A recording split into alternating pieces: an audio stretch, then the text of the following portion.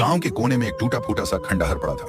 दिन में तो पूरा सन्नाटा, लेकिन रात में कहानी पूरी बदल जाती थी। हर साल एक स्पेशल रात आती थी, चांद हल्का धुंधला, हवा में अजीब सा वाइब, और बस भूतों की पार्टी शुरू। खंडहर के अंदर हरियाली सी डरावनी लाइट जल उठती। भूत एक एक कर एंट्री मारते, कोई दीवारों के आर पार, कोई हवा में झूलता, कोई अजीबोगरीब हरकतें करता। हड्डियों से बीट्स बजती और सब भूत जमकर डांस करते, जोर जोर से हंसते। एक छोटा सा भूत छंटू पहली बार डांस परफॉर्म करता, प्योर क्यूटनेस। इसी बीच एक मुसाफिर जो रास्ता भटक गया था, लाइट्स देखकर अंदर झांकने आता है। गेट पर खड़ा गार्ड भूत अचानक जोर से चीखता है और बेचारा बंदा वहीं ढेर। अंदर सब भूत हंसी से लोटपोट हो जाते हैं। पार्टी और भी हाई हो जाती है। फिर जैसे ही सूरज की पहली किरण निकलती है, सारे भूत गायब।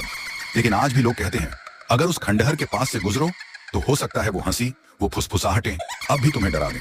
अच्छी अच्छी कार्टून कहानियों के लिए मेरा चैनल सब्सक्राइब करें। चैनल का नाम है AZJ सिंधी।